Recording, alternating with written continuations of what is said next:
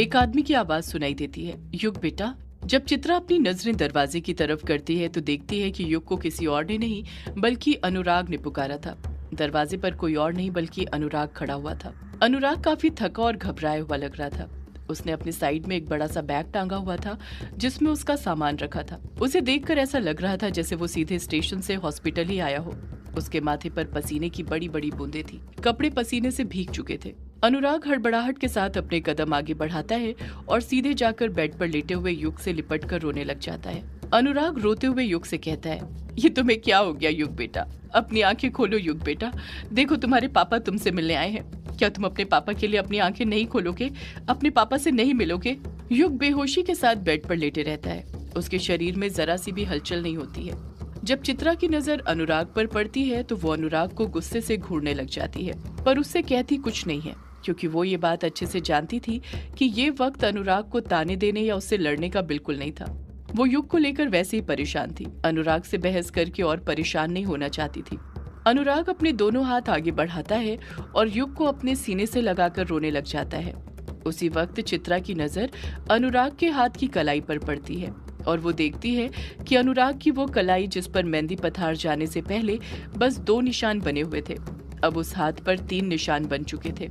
अनुराग की कलाई पर एक और निशान आ चुका था, बवंडर वाला निशान। चित्रा उस निशान को देखकर एक पल के लिए सहम सी जाती है। चित्रा उस निशान को देखकर मन ही मन सोचने लग जाती है, ये क्या? अनुराग के हाथ पर तो एक और निशान आ गया। इसका मतलब वो भक्षानर बनने के और करीब जा चुका है। उसके अंदर भक्षानर के गुण जागृत हो रहे हैं। चित्रा उसी वक्त अनुराग को युग से दूर करते हुए कहती है, दूर हटो मेरे बेटे से। अनुराग हैरानी के साथ चित्रा से कहता है, दूर हटूं पर क्यों चित्रा? चित्रा के मन में तो आता है कि वो उसी वक्त अनुराग से कह दे कि वो एक भक्षानर है और वो नहीं चाहती कि उसका बेटा भी उसी की तरह बन जाए, इसलिए वो युग से अनुराग को दूर करना चाहती है। पर जैसे तैसे अपने गुस्से पर कंट्रोल करते हुए चित्रा बहाना बनाते हुए अनुराग से कहती है, क्योंकि तुम्हें कोई हक नहीं है मेरे बेटे युग को छूने का। अनुराग अपनी दोनों भवें ऊपर करते हुए हैरानी के साथ चित्रा से कहता है, कैसे हक नहीं है?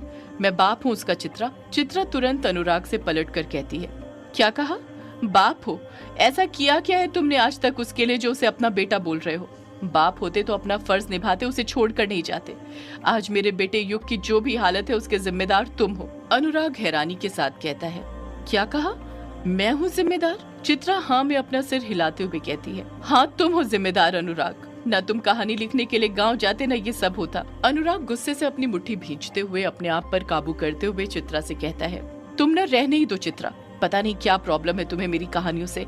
जब देखो रह रहकर उन्हें बीच में ले आती हो। मुझे न तुमसे कोई बहस नहीं करनी है।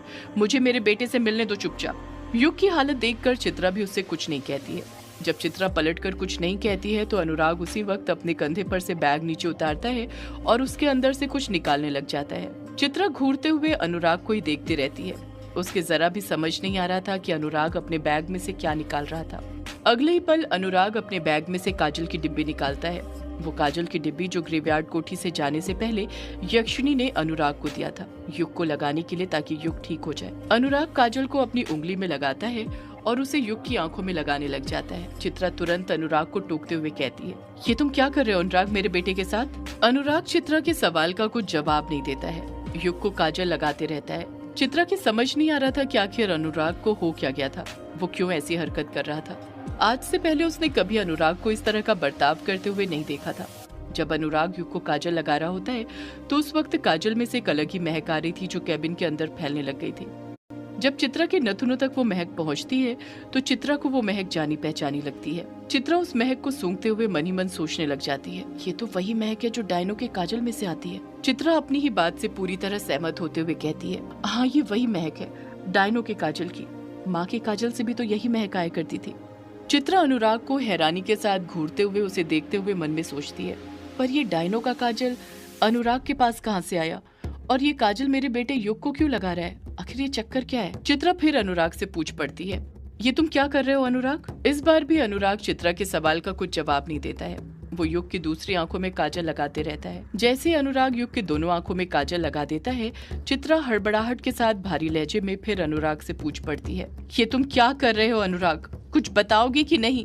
अनुराग जान गया था कि चित्रा के सवाल का जवाब देना बहुत जरूरी है, क्योंकि उसकी इस हरकत से चित्रा आग बबूला हो रही थी। अनुराग उसी वक्त बड़े ही नॉर्मल वे में चित्रा के सवाल का जवाब देते हुए कहता है, दिख नहीं रहा है क्या? नजर का टीका लगा रहा हूँ मैं अपने बेटे को, ताकि उसे किसी की बुरी नजर ना लगे। चित्रा अनुराग को गुस्से से घूरते हुए कहती है, नजर का टीका आंखों में लगाया जाता है क्या? अनुराग खामोशी खड़ा रहता है। उसके समझ नहीं आ रहा था कि वो क्या जवाब दे, पर कहीं ना कहीं वो खुद समझने लग गया था कि वो अपनी बात में फंस चुका है। चित्रा अनुराग पर दबाव बनाते हुए फिर उससे पूछ पड़ती है, बोलो क्या किया है तुमने मेरे बेटे के साथ? क्यों लगाया है उसकी आंखों में काजल?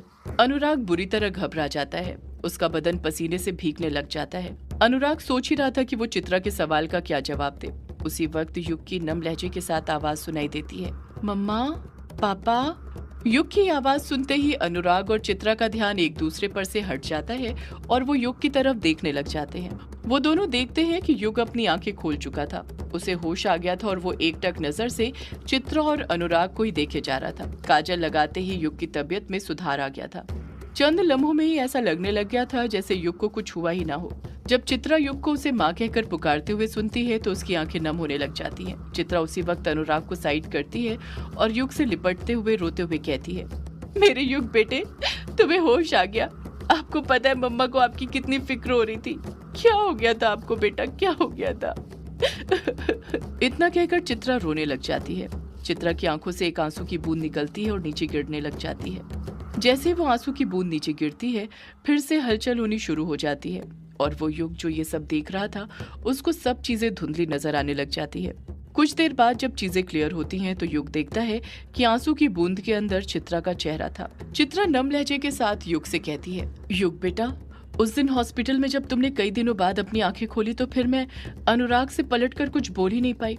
मुझे तो ये लगने लग गया था कि अनुराग ने तुम्हें ठीक किया है और फिर मैं उसके बोझ तले दब गई थी। चित्रा एक लंबी आह भरते हुए फिर युग से बोल पड़ती है, युग बेटा, अभी तुम हॉस्पिटल से ठीक होकर घर पर आए ही थे कि अनुराग ने अपनी पैकिंग फिर से शुरू कर दी थी। वो वापस गांव जाना चाहता था पर मैं नहीं चाहती थी कि वो वापस गांव जाए। मैं चाहती थी कि इस बार अगर वो आया है तो वो यहीं पर रुक जाए, क्योंकि मुझे डर सता रहा था कि कहीं गाँव जाकर उसके अंदर पूरी तरह भक्षानर के गुण ना जाए। भक्षानर की निशानी के 3 निशान तो उसके हाथ पर आ ही चुके थे और अब बस 2 आने बाकी थे, इसलिए मैं उसे यहीं पर रोकना चाहती थी।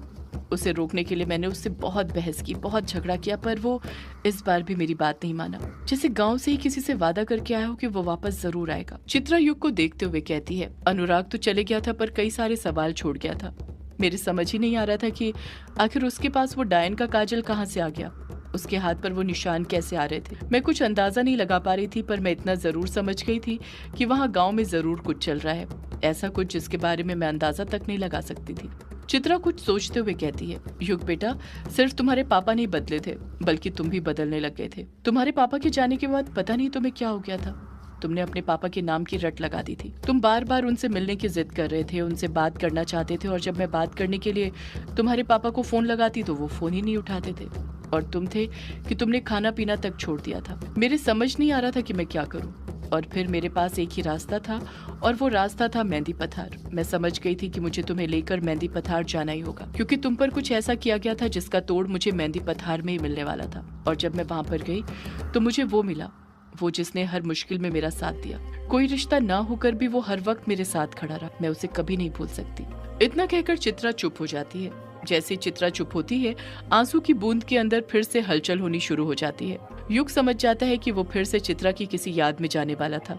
युग को सब धुंधला नजर आने लग जाता है। कुछ देर बाद जब युग को चीजें स्पष्ट नजर आती हैं तो वो देखता है कि चित्रा कालाझाड़ी जंगल के अंदर थी। उसने एक हाथ में युग का हाथ पकड़ा हुआ था तो दूसरे हाथ में ट्रैवलिंग बैग पकड़ कर रखा हुआ था, जिसमें उनका सामान रखा था। चित्रा पसीने से लथपथ थी और काफी परेशान नजर आ रही थी। चित्रा थकी हुई नजर आ रही थी, जैसे वो कोई लंबा सफर तय करके वहाँ पर आई हो।